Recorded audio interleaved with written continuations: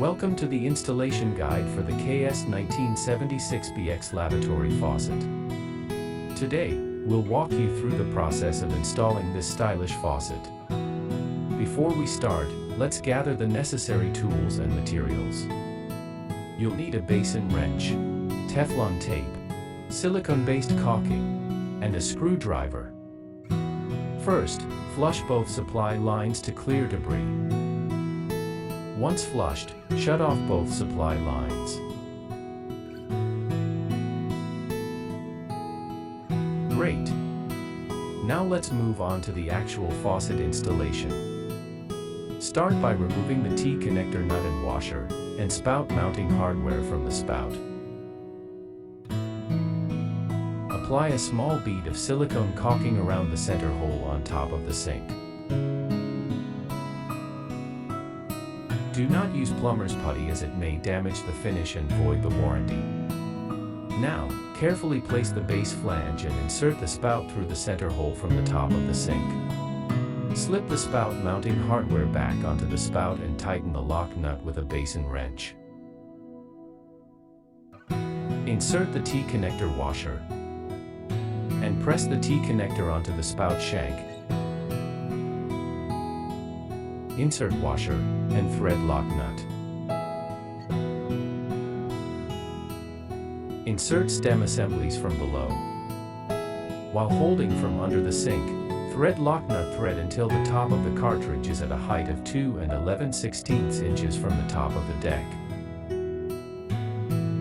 Tighten lock nut to secure the stem assembly in place. But be careful not to over-tighten it. From above, install the base flange, escutcheon, and handle and secure them with the set screw.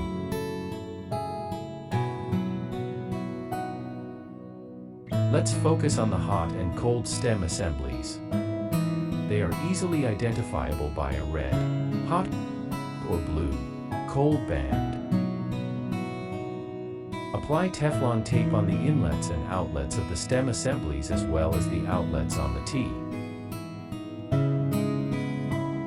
Now, attach the flex line to the outlet port of the stem assembly and the spout T.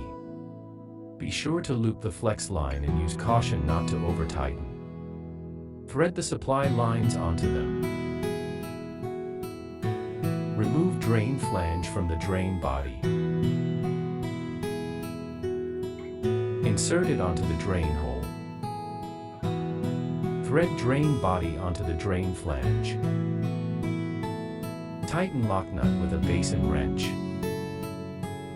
Thread the pivot rod into the side opening of the drain body, ensuring that the short side of the pivot rod passes through the opening on the drain plunger. Insert lift rod through the hole in the back of the spout. Insert the pivot rod into the nearest hole on the strap, and secure it using the spring clip. Secure by tightening the screws. Check the movement of the drain by operating the lift rod. Adjust if needed for smooth operation. Before we finish, it's essential to turn on the water supply and check for any leaks.